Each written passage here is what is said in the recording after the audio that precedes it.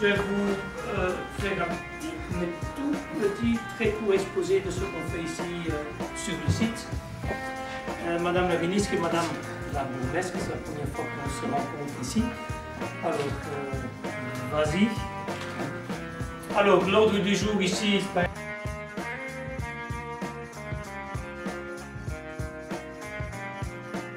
Et donc on a sur le site l'ensemble des bâtiments broyés. Là, on a pris en évidence la réserve naturelle qui était la plus grande partie, je dirais, du site. Et c'est en fait tout ce que vous voyez ici, plein d'eau en verre, la réserve naturelle qui est d'à peu près 110 hectares. C'est une ancienne carrière que nous avons, au contraire de beaucoup de nos collègues qui l'ont mise en décharge, nous avons continué à l'exploiter en tant que réserve naturelle. C'est ce que vous voyez. Les usines, ici, ce que vous voyez de construire ou de bétonner, je peux l'appeler comme ça, c'est à peu près 26 hectares. Alors, pour les sociétés, groupe familial belge, 100% belge, 850 équivalents temps plein avec les détachés intérimaires, contrats précaires, c'est à peu près 1000 personnes, principalement en Belgique et en France. On a une forte présence.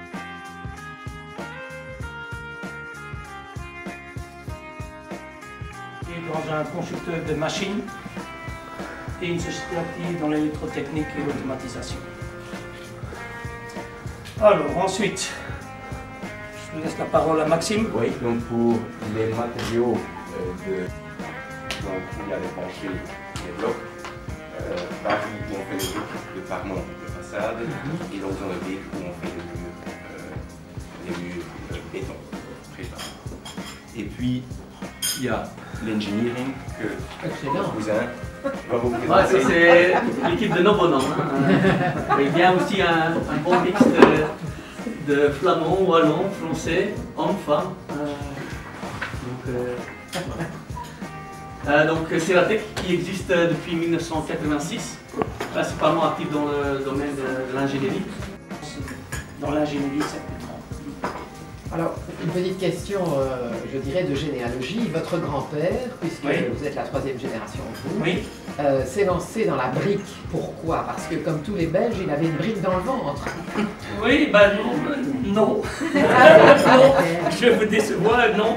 Mon grand-père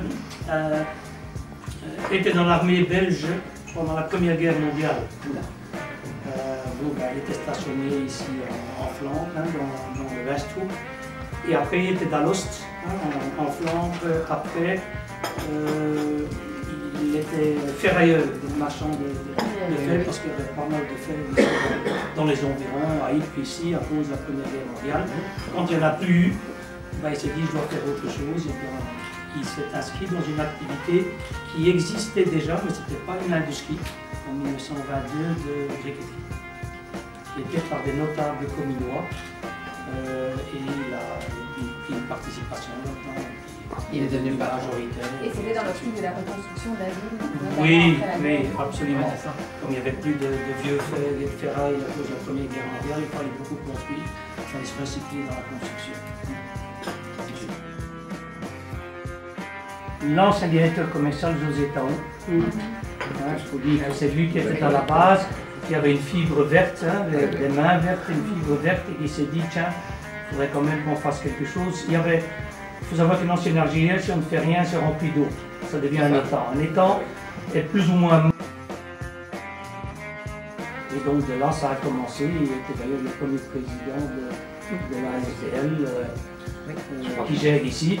Et donc, l'un a découlé de l'autre. Il faut dire que lui, il était à la base. En tant que directeur commercial, il avait ses responsabilités dans le véhicule de Boustet. En tant que président de l'ASBL, il avait une autre casquette, une casquette plus verte. Je crois qu'on peut souligner ici que le groupe de Breuil, la famille de Breuil, a accepté cette proposition qui était à l'époque innovante, idéaliste peut-être à l'époque. Et vous avez, je crois qu'on peut le dire, financé cette réserve naturelle sur les fonds de la famille. Et aujourd'hui encore, l'électricité est fournie par l'entreprise pour maintenir un niveau d'eau constant. Ça, c'est formidable. L'entretien des pompes et puis tout le bassin en soi. C'est formidable.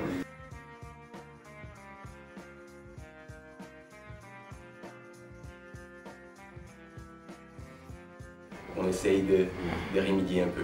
Et donc, ça donne un peu d'oxygène. Je comprends. Ouais. Voilà, mais c'est principalement là où se trouve le problème. Puis il y a l'incertitude de la taxe carbone. Nous, on est une activité emission trading, donc on subit les contraintes de l'emission trading. Maintenant, il y a question d'une taxe carbone. Ben, on espère que ce ne sera pas un cumul des deux, mais qu'il y a ou bien l'emission trading ou bien la taxe carbone. Alors, donc là quelques mots.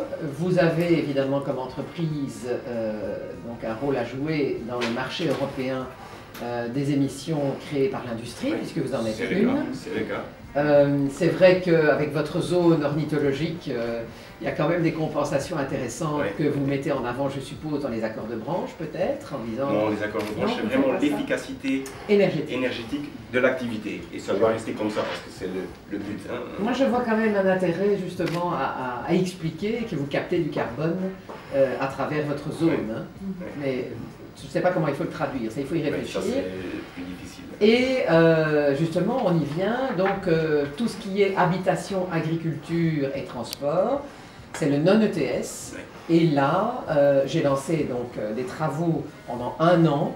Ça n'était pas prévu dans l'accord de gouvernement, mais je trouvais intéressant qu'on y réfléchisse parce qu'on y viendra un jour. Et le but était, pour l'EMR, d'arriver à une valorisation de ces émissions qui ne soit pas une taxation, donc qui ne soit pas punitive, mais plutôt incitative. Oui. On n'a rien décidé pour l'instant, tous les éléments sont sur la table, et c'est dans le cadre de la négociation du prochain gouvernement que peut-être il y aura une direction qui sera donnée, ou alors au contraire, on donnera à la compétence que j'exerce donc à mon successeur, les clés pour dire proposez-nous quelque chose et le gouvernement décidera. Ouais. Mais pour l'instant, on en est seulement à l'examen des possibilités de valorisation de ces émissions, puisqu'il faut essayer d'inciter, vous le comprenez très bien, tout un chacun à diminuer largement les émissions dans l'agriculture, dans le transport et dans l'industrie, oui, et bien sûr, ça vous le faites déjà, et donc il y a déjà tout ce système ETS.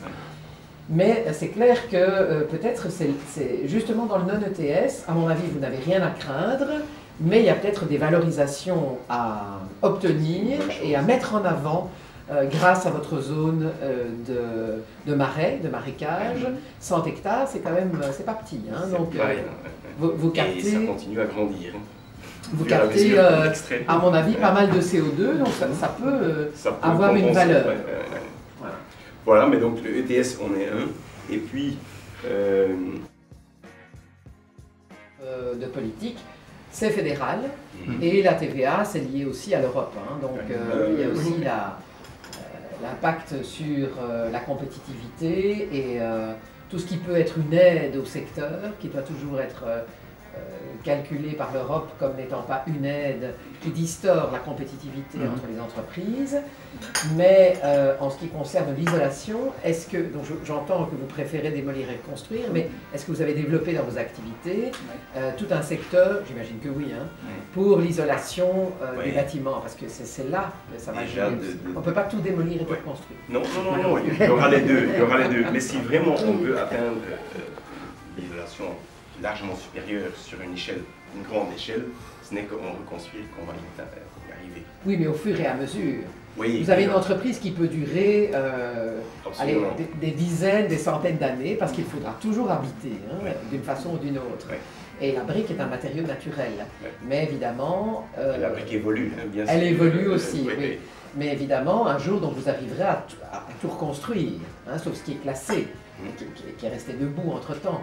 Mais c'est sûr que la rénovation est parfois importante aussi pour des biens qui sont un peu plus intéressants sur le plan historique, esthétique et autres. Ça, vous le savez, il y aura toujours les deux. Ok. Puis il y a...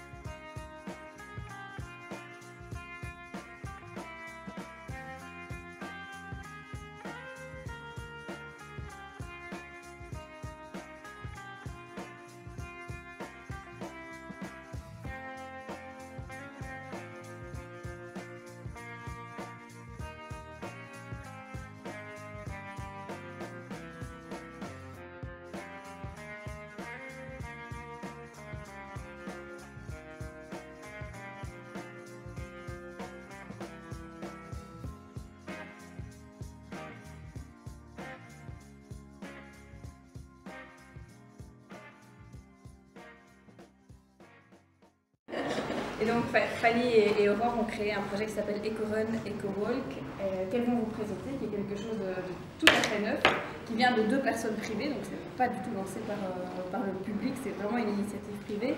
Et donc d'un autre côté, on a des représentants de l'Institut Saint-Henri, le site de Outem, qui est un village de Commune-Marmotton, et l'école a mis en place un projet qui est tout à fait neuf en Wallonie, c'est inédit.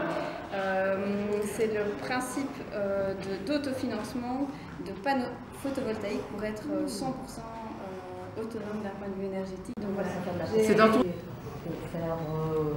pour nous entretenir déjà. Donc on a vu que dans notre commune, il y avait quand même beaucoup de problèmes d'insalubrité, donc tout ce qui est déchets. Donc que ce soit Ravel, que ce soit niveau route de campagne, un gros problème. Donc on a vu ça, on a dit tiens, pourquoi pas faire quelque chose au niveau de là. Donc on a commencé à faire, nous, faire une course en ramassant les déchets. En 5 km, on avait fait plus de 5 kg de déchets. Donc on a commencé à dire pourquoi pas demander aux citoyens de venir, en même temps on les sensibilise, on se dit tiens, est-ce qu'il y aurait des solutions qu'on pourrait nous apporter au niveau de là. Donc on a commencé à faire avec tout ce qui est citoyen, on a créé un groupe Facebook pour inviter les gens aussi et en même temps voir un peu l'actualité. Quand vous avez trouvé tout ça, au-delà du fait que vous faites un parcours santé quand même, ralenti certes par le ramassage, mais vous allez conduire tous ces déchets, je suppose. On est en collaboration avec les agents constatateurs environnementaux. Moi je les contacte pour dire bon voilà on a autant de déchets, eux ils viennent les ramasser, c'est eux qui vont responsable, ce travail vraiment dès le plus jeune âge. Et ça, on l'a bien compris en tant qu'institutrice. Et ça fait partie des objectifs primordiaux chez nous dans notre école. Donc depuis maintenant quelques années, on travaille ça avec nos élèves, notamment avec un projet Ose le vert. Je ne sais pas si vous avez déjà entendu parler de ce projet-là. Donc c'est de tout retravailler un petit peu l'environnement de nos enfants. On a implanté une mare, potager, on a cassé notre cour pour enlever le béton. Pour mettre du verre, on est occupé d'ailleurs sur ce chantier. Et cette année, on s'est dit, on y va, on vise beaucoup plus haut, on vise beaucoup plus fort et par des actes concrets. Et on s'est dit, pour parler de notre projet, pour que ce ne soit pas mon projet, notre projet d'adultes, mais surtout le projet des enfants, on s'est dit qu'on va prendre notre petit citoyen avec nous. Et je pense que Nolan va pouvoir expliquer à Madame la Ministre, voilà, concrètement, qu'est-ce qu'on a fait depuis le début de l'année. Élèves de 5e et 6e année porteurs de ce projet, parce que nous sommes les plus grands de l'école, mais par ce projet, nous emmenons évidemment tous les enfants de l'école de notre petit village. Vas-y Nolan, tu pourrais expliquer un petit peu ce que nous faisons depuis le début de l'année. Alors, depuis le début de l'année, déjà on a commencé par les récréations. On a vu qu'il y avait beaucoup de plastique dans les cours après chaque récréation. Donc on s'est dit qu'à la récréation du matin, on allait supprimer les biscuits et qu'on allait autoriser seulement les fruits et les légumes si les enfants veulent en prendre. À midi, le dessert, c'est pour l'après-midi. Et l'après-midi, du coup, ils prennent leur dessert, ceux qui mangent à la cantine, et ceux qui mangent des tartines, ils ramènent leur dessert pour le manger aussi à la récré de l'après-midi. Avec Vincent Loridan, qui est à la commune, il nous a fait analyser les factures d'électricité de l'école.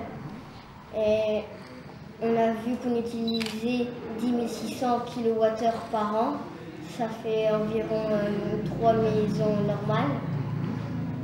Donc on s'est dit qu'être autonome en électricité, ce serait pas mal pour économiser de l'argent et le mettre dans des projets scolaires, des classes vertes, etc. Et aussi pour investir dans les énergies renouvelables, parce que ça vient de l'énergie nucléaire qui est une énergie non renouvelable. Du coup, on a fait une récolte d'argent sur une plateforme KissKissBankBank. On essaye d'avoir 5 000 € pour installer 11 panneaux solaires, sachant que photovoltaïques, sachant que pour être totalement autonome, il faudrait avoir 33 panneaux solaires photovoltaïques. Donc 15 000 €. Et aujourd'hui, on a regardé sur la plateforme, on est déjà à 3 111 €. Magnifique. Donc on est déjà à plus de la moitié de la somme espérée.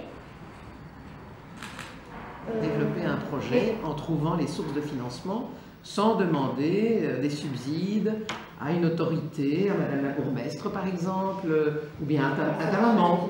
Donc, vous publiez, oui mais on peut tout vous demander, vous publiez sur des réseaux sociaux un projet, hein, ça attire des gens et des gens vous soutiennent. Qu'est-ce que tu en penses? Bah, je pense que c'est une très bonne idée. Oui, bien sûr, et finalement ça va permettre, quand vous arriverez à 5 000 €, de lancer la commande pour avoir les panneaux photovoltaïques qui te permettront d'économiser combien sur la consommation globale? C'est quelle fraction? Alors c'est pas une colle, hein, il le sait, hein. Ah ben, Un tiers la de totalité, donc 5 000 pour 15 000, hein, c'est un tiers. Et voilà, 11 pour 33, c'est un tiers. Donc c'est déjà pas mal, hein? Ça représenterait à peu près 1 000 € par an pour notre C'est école. une maison. Ça sera à peu près l'équivalent de la consommation pour une année d'un ménage moyen. Donc chez tes parents, c'est comme ça. La consommation pour une année, c'est le tiers. Donc ça représente les panneaux solaires que grâce à toi, on pourra installer dans l'école. C'est formidable. Et grâce à tous ceux qui auront participé à notre cagnotte, évidemment. Oui, mais... C'est les maternelles qui le font. Ah bon? Donc il y a une répartition des tâches alors. Oui, d'accord. Vous, évidemment, c'est l'entreprise avec les panneaux.